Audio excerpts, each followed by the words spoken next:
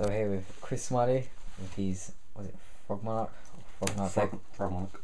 He took the regionals on Saturday and finished, what is it? 39th, but there was too many fucked up rulings, so in the end I couldn't even be asked with it. Generally, I run 2 Light and Darkness Dragon.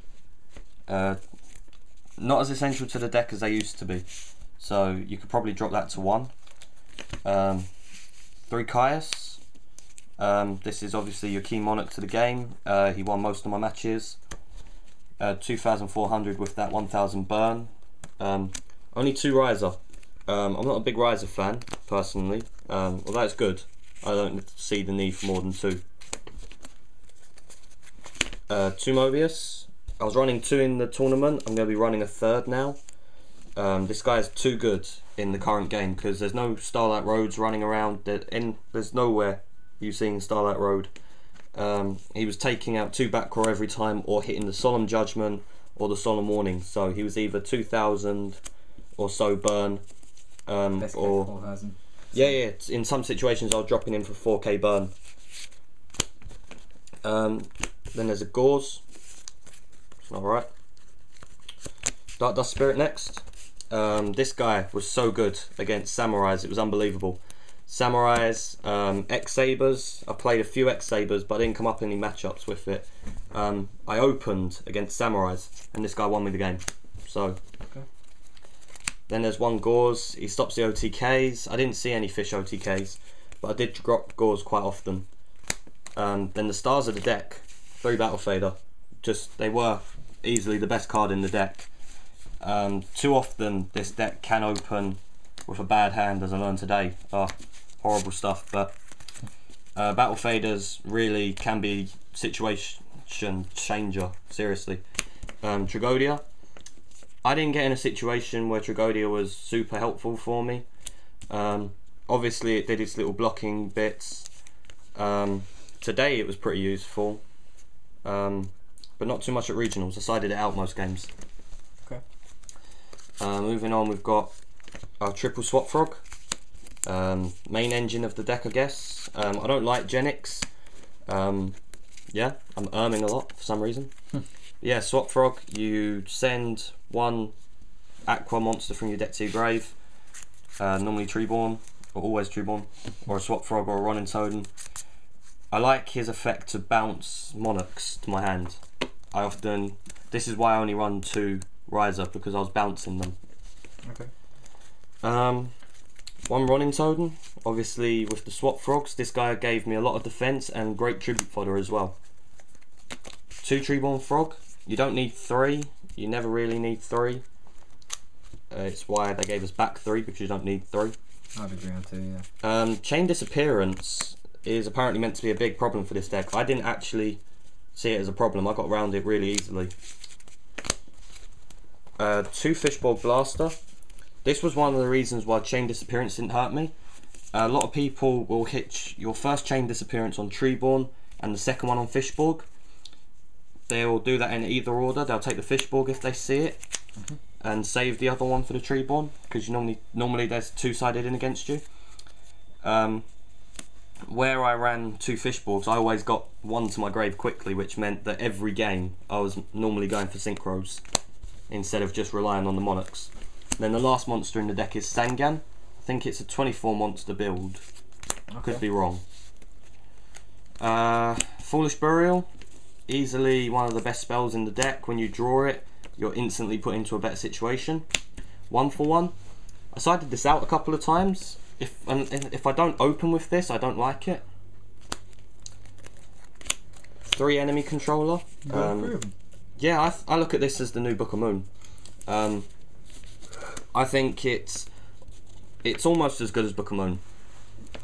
It's a free. In some ways, it's better. In some ways, not as much. It's a change of heart during the standby phase if you have it in hand and Treeborn in grave.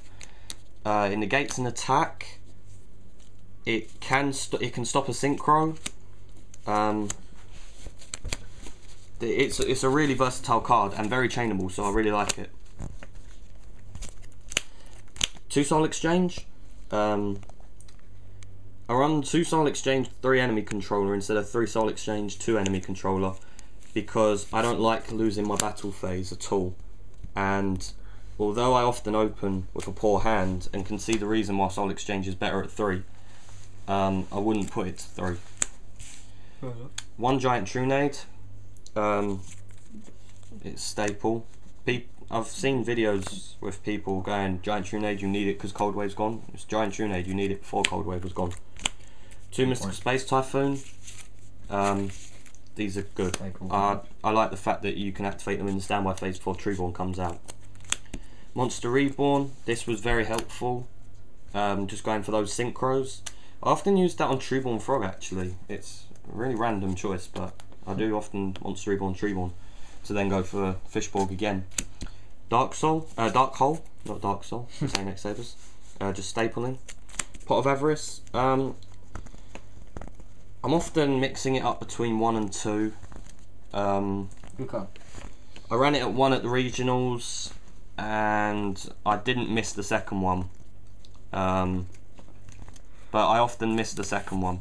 But when I'm running 2, I draw 2, and it really pisses me off. And then my tech of the tournament was 3 Reckless Greed. This is a really good card in Monarchs. When I activate it, you can activate it in like 3 different situations where it's good.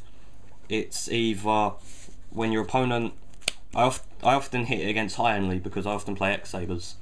When High Enly comes out, because they'll drop High Enly thinking it's going to be a Torrential, or they think it's a Mystical Space Typhoon, they think it's one of my good cards, and then a Reckless Greed and I get a +2 off the fact they try to minus me. Skipping the 2 draw phases, if the Reckless Greed works, then it doesn't matter. It's bad. If I use Reckless Greed and it works and I can start doing my formulas, then it works well. If I'm already doing my formulas, then I don't care about Reckless Greed hitting or not. It's just giving me an advanced draw instead of waiting for it. It can hurt to sometimes draw dead with it though, but if I draw dead with Reckless Greed, I was going to draw dead anyway, so I may as well draw dead early. So that's it for the main deck. On to my extra deck. It's a 40 card deck? Or? Yeah, it's a 40 card deck. I'd never run anything over. I wouldn't then run Reckless Greed in anything with it over. Yeah. Obviously, it's Formula Monarchs, so triple Formula Synchron. The number of times this came in handy, obviously, was ridiculous. It's easily the best tuner in the game. Although I can't wait for Livestream Dragon. Just Jurak, Meteor, and Life. Yeah, just Jurak, Meteor. That's all I'm gonna say. Armory Arm. It's in there for that Colossal Fighter OTK. I didn't pull it off at all in the tournament because it's not Fish OTK, so you don't go into it too often. And I find that the Genix decks pull this off more often than the rest. But no, I didn't actually find opportunities to drop it at all. 1 Ally of Justice Catastor. Again, I didn't synchro into this very often. I may have dropped it once, but it wasn't too useful, but it's helpful to have the level 5. Orionek. Dropped him pretty often. I often used him as a stepping stone for Gungnir. And you was using Trisha as well. Yeah, I was often using him as a stepping stone for Trishula as well. Black Rose Dragon. When I'm in a situation where I can drop Black Rose, I'm also normally in a situation where I can drop Gungnir. So it was whichever one of these 2 I wanted on the field. And because I was running Trishula, I often went Gungnir. But I did Black Rose a good few times. There's 2 Stardust in there at the moment. Over at the tournament, I was only running 1 and I was running a Trishula. But I like the 2 Stardust right now. But we'll be taking 1 out once I've remade the deck. Okay. 1 Dark End Dragon, extremely useful. I dropped it quite a few times. Its effect is ridiculous when you hit it with Caius. It also works with Dagodia. Colossal Fighter, just the other part of that OTK. Helpful, I guess. I didn't really drop him much because when I went 8, I either went Stardust or I went Scrap Dragon. Scrap Dragon was easily the best synchro at regionals. Everyone was dropping it. If you dropped it, you won. Well, no, you didn't win. but it was very good. Okay. And then the last one was Shooting Star. Shooting Star was helpful, to say the least. But yeah, it was a Shooting Star. I didn't drop it because I wanted to drop Shooting Star. I dropped it because it was there. And then Chimeritic Fortress Dragon. I didn't actually come up against any machine decks, so that was a waste of space. Okay. Onto the side. Onto the side deck. I'm changing my side deck completely. I'll be keeping a few of the cards, but I'm going to change the deck completely because I find with Monarchs they work well during round 1. No. I've only got 5 minutes left before you should start letting me upload it.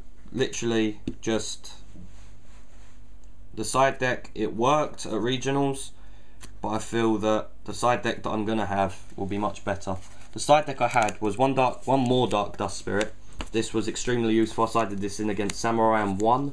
I think that was the only matchup I sided Dark Dust Spirit into, but it was the game where it won the match. So Fair enough. 2 Cyber Dragon. I sided them in against quite a few things. I often sided them in fear of chain disappearance. Okay. They were helpful, but they were more for the Chimeritic, but I never got to pull it off. 2 Thunder King. These guys I sided in. I put in my side for the Gravekeeper matchup. I failed against every Gravekeeper deck I saw. I met 2 Gravekeepers and lost to both. One of them was a ridiculous ruling on Gozen match. People trying to tell me that I can't do stuff when I can. So yeah, if you've got anything on Gozen match, tell me the rulings on Gozen match, just so I can see from other people that I'm right. 1 Puppet Plant. At my locals I was siding 3 of this guy for Samurais, but I found they didn't work well against Samurais, and your shadow is going fucking everywhere. Yeah, I'm gonna move back. Yeah, but the 1 Puppet Plant I sided in a few games, but I didn't actually draw it at all, so I can't tell you how that worked. 2 Penguin Soldiers. These were the best side of the day. I hit so many things with this. I stopped so many things, too many things. I sided it in though because of a situation I saw it in.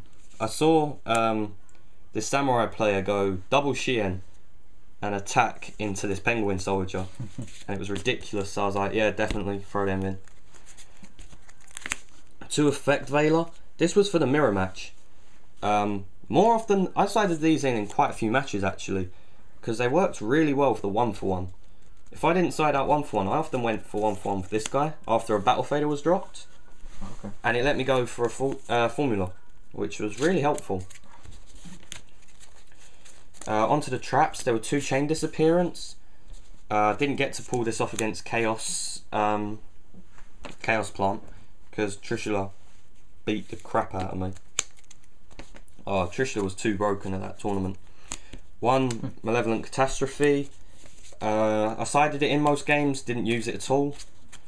Dust Tornado. I sided it in most games, used it quite often. Okay. And the last one was Burial from a Different Dimension. I sided it in every game because of Chain Disappearance being a major side deck card, and it won me quite a few games. I removed from play my Treeborns and my Swap Frogs to do the Ronin Totem plays, and then I just put them back in, and it was great fun.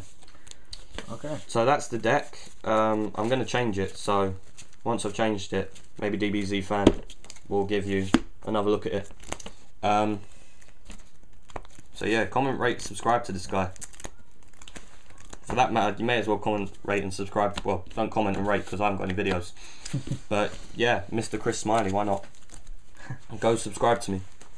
I'm not going to give you any videos because I can't really be asked, but go for it. And all I can say is blarg. It's a fish in a robot outfit, man. Fish in a robot outfit.